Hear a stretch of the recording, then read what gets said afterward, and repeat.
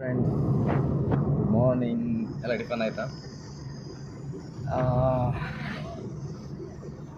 ಅಲ್ಲ, 2-3 ದಿನ ಆಯಿತು ನಾನು ವಿಡಿಯೋ ಮಾಡಿ. 2-3 ದಿನ, 15 ಡೇಸ್ ಆಯಿತು. Okay, no problem. ಏನು ಮ್ಯಾಟ್ರು ಅಂದರೆ, ಆ್ಯಕ್ಚುಲಿ ನಂದು ಒಂದು ಟ್ರ್ಯಾಕ್ಟ್ರ್ ಇತ್ತು. ಟ್ರ್ಯಾಕ್ಟ್ರು EMIಯಲ್ಲಿ ತೊಗೊಂಡಿದ್ದೆ. ಅಲ್ಲಿಗೆ 1 ಇಯರ್ 1 ಲಕ್ಷ DP ಕಟ್ಟಿದ್ದೆ. 1 ಲಕ್ಷ ಅಲ್ಲ, ಯಾಕೆ ಅಂದರೆ ಜನ ಮೋಸ ಹೋಗಬೇಡಿ, ಸ್ಕ್ಯಾಮ್ ಮಾಡ್ತಾ ಇದ್ದಾರೆ ಅಂದರೆ ಬ್ಯಾಂಕ್ಸು ಯಾವ ಥರ ಅಂತ ಹೇಳ್ತೀನಿ. ನಾನು ಈಗ ಕ್ಲಿಯರ್ ಕಟ್ಟ ಒಂದು ಮ್ಯಾಟ್ರ್ ಇದೆ, ಹೇಳ್ತೀನಿ. 1 ಇಯರ್ ಆಯಿತು, ಎಕ್ಸಾಕ್ಟ್ಲಿ 1 ಇಯರ್ ಆಯಿತು. ಓದು ಅಕ್ಟೋಬರಲ್ಲ ಯಾವಾಗ ತೊಗೊಂಡಿದ್ದೆ. 6 ಮಂತ್ಸ್ EMI ಅಂತ ತೊಗೊಂಡೆ. 1 ಲಕ್ಷ DP ಕಟ್ಟಿದೆ. 1 ಲಕ್ಷ DP ಕಟ್ಟಿದೆ. 7.5 ಲಕ್ಷ ಇಂಜಿನ್ನು 475 ಮಹೇಂದ್ರ. ಓಕೆ, ಅದರದ್ದು ಪೇಮೆಂಟ್ ಮಾಡಿ 1 ಲಕ್ಷ ತಂದು ಹೊರಗಡೆ ಆಯಿತು. 1 ಮಂತ್ ಒಂದು EMI ಕಟ್ಟಿದೆ, ಇನ್ನೊಂದು EMI ಕಟ್ಟಿದೆ.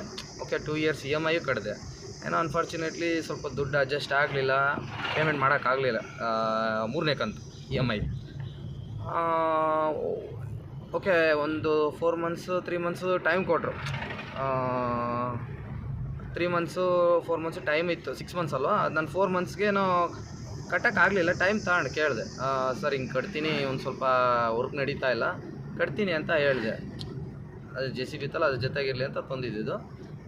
ಕಟ್ತೀನಿ ಅಂತ ಕೇಳಿದ್ದಕ್ಕೆ ಅವರು ಇಲ್ಲ ಸರ್ ಆಗಲ್ಲ, ಹಂಗೆ ಟೈಮ್ ಕೊಟ್ಟರು. ಪಾಪ ಅವರು ಇಲ್ಲ ಟೈಮ್ ಕೊಟ್ಟರು, ಇಲ್ಲ ಅಂತಿಲ್ಲ. ಕಟ್ಟಿ ಹಂಗೂ ಒಂದು 20,000 ಇತ್ತು, ಫೋನ್ಪೇಲಿ ಪೇಮೆಂಟ್ ಮಾಡಿದೆ. 3 ಅದರಲ್ಲಿ 80,000 ರಿಮೈನಿಂಗ್ ಇತ್ತು. 1 ಲ್ಯಾಕ್ EMI ಇದ್ದಿದ್ದು.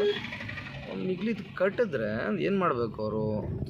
ಇಲ್ಲ ನೀವು ಕಟ್ಟಲ್ಲ, ಹಂಗೆ ಅಂತ. 3ನೇ EMI ಕಟ್ತಾ ಇರೋದು ನಾನು, ಏನು ಫಸ್ಟ್ನೇ EMI ಎಲ್ಲ ಏನೂ ಅಲ್ಲ. 3ನೇ EMI ಕಟ್ತಾ ಇರಬೇಕಾದ್ರೂ ನೀವು ಕಿತ್ಕೊಂಡು ಹೋಗ್ಬಿಟ್ಟು ಸೀಸ್ ಮಾಡ್ಕೊಂಡು ಹೋದರೆ, ಯಾರೋ ಬಂದರು ಏಜೆನ್ಸಿಯವರು ಸೀಸ್ ಮಾಡ್ಕೊಂಡ್ರು ಹೋದರು. Okay, no problem. ಓಕೆ, ಒಂದೇ ಮಂತ್ ಆಗಿದ್ದು, 1 ಮಂತ್ ಆಗಿದೆ. ಒಂದು ಇಂಟಿಮೇಟ್ ಮಾಡಿಲ್ಲ ಗಾಡಿ ಸೇಲ್ ಮಾಡ್ತಾಯಿದ್ದೀವಿ ಅಂತ. ಒಂದು ಮೇನ್ ಪಾಯಿಂಟು, ಅವ್ರು ಇಷ್ಟ ಬಂದಂಗೆ ಅವ್ರ ರೇಟಿಗೆ ಮಾರ್ಕೊಳೋದು. ಓಕೆ, ನಾನು ಬ್ಯಾಂಕ್ ಹತ್ರ ಹೋದರೆ ಬ್ಯಾಂಕವರು ಇಲ್ಲ ಇಲ್ಲಿ ನಾವು ಅವ್ರ ಮ್ಯಾನೇಜರ್ ರೆಸ್ಪಾನ್ಸೇ ಮಾಡಲ್ಲ, ಇಲ್ಲ ಇಲ್ಲಿ ಬ್ರ್ಯಾಂಚ್ ಇಲ್ಲ, ಬೇರೆ ಕಡೆ ಹೋಗ್ರಿ ಅನ್ನೋದು. ಅಲ್ಲ ಫ್ರೆಂಡ್ಸ್, ತೊಗೋಬೇಕಾದ್ರೆ ಎಷ್ಟು ಪ್ರೆಷರ್ ಹಾಕಿ ತೊಗೊಬಿಡ್ತೀವಿ. ಅವರು ಪ್ರೆಷರ್ ಮಾಡಿಬಿಟ್ಟು ತೊಗೊಳ್ಳಿ ಅಂತೇಳಿ ತೊಗೊಬಿಡ್ತೀವಿ. ಆಮೇಲೆ ಹಂಗೆ ರೆಸ್ಪಾನ್ಸ್ ಮಾಡ್ಬೇಕು ತಾನೇ. ಓಕೆ, ನಾವು EMI ಕಟ್ಟಲಿಲ್ಲ, ಮನೆ ಹತ್ರ 100 ಸತಿ ಬರ್ತೀರಾ. ಒಂದು ಮಾರಬೇಕಾದ್ರೆ ಒಂದು ಇಂಟಿಮೇಟ್ ಮಾಡಲ್ವ? ಆ್ಯಕ್ಷನ್ ಪ್ಲಾನಿಗೆ ನಿಮ್ಮ ಇಷ್ಟ ಬಂದಂಗೆ ನೀವು ಕಳಿಸ್ಬಿಡ್ತೀರಾ. ಓಕೆ, ಅದು ಎಲ್ಲ ಆಗಲಿ, ಅವ್ರ ಗಾಡಿ ಅವ್ರ ವಸ್ತು ಅವ್ರು ಮಾರ್ಕೊಂಡವ್ರೆ. ಈಗ ಇಲ್ಲೇ ಇರೋದು ಮೀನ್. ಆ್ಯಕ್ಚುಲಿ ಅವರು 4:90ಕ್ಕೆ ಮೊನ್ನೆ ನೋಟಿಸ್ ಬಂತು. ನಾನು ಅದೆಲ್ಲ ಕೇಳಿದೆ, ಹೇಳಲಿಲ್ಲ ಅವರು. ನೋಟಿಸ್ ಬರುತ್ತೆ ನಿಮಗೆ, ವರ್ಕಿಂಗ್ ಪೀರಿಯಡು ಅಂತ ಏನೇನೋ ಹೇಳ್ಬಿಟ್ರು. ಓಕೆ ಸರ್, ಆಯಿತು, ನಿಮ್ದು ಇನ್ನೇನು ಮಾಡೋಕ್ಕಾಗ್ತೈತೆ, ತಂದಿದ್ದೀನಿ, ಆಗೋಗೈತೆ, ಸೀಸ್ ಮಾಡ್ಕೊಂಡು ಹೋಗಿದ್ರೆ ಎಲ್ಲ ಹೇಳಿದೆ. ಓಕೆ, ಮ್ಯಾನೇಜರು ಇಲ್ಲ ಸರ್ ಹಂಗೆ ಏನೇನೋ ಹೇಳ್ದೆ. ಓಕೆ, ನೋ ಪ್ರಾಬ್ಲಮ್, ಎಲ್ಲ ಆಗೋಗ್ಬಿಟ್ಟೈತೆ.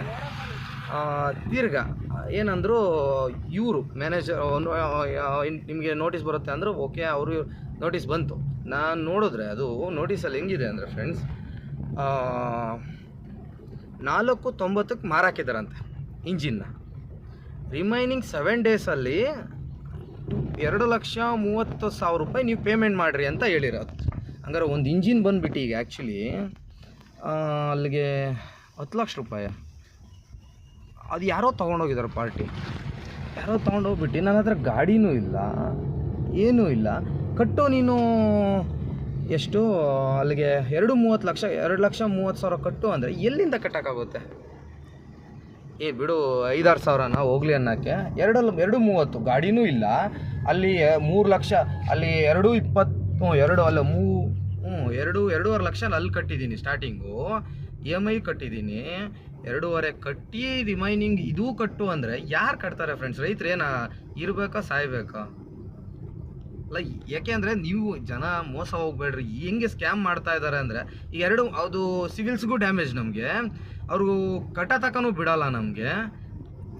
ಇಂಜಿನು ನನ್ನ ಹತ್ರ ಗಾಡಿನೂ ಇಲ್ಲ. ಹೆಂಗಿದು ಏನು? ನಿಜ ಸೀರಿಯಸ್ಲಿ ತಲೆ ಕೆಟ್ಟೋಗ್ಬಿಟ್ಟಿದೆ ನನಗೆ. ಯಾಕೆಂದರೆ ಸಿವಿಲ್ಸ್ ಹೊಲ್ಟೋಗ್ತಾ ಇರ್ತದೆ, ತಿರ್ಗಿ ಅನದರ್ ಎಲ್ಲೂ ಲೋನ್ ಆಗಲ್ಲ ನನಗೆ. ಅಲ್ಲ, ನೀವೆಲ್ಲೂ ಮೋಸ ಹೋಗ್ಬೇಡ್ರಿ ಅಂತ ಹೇಳಿ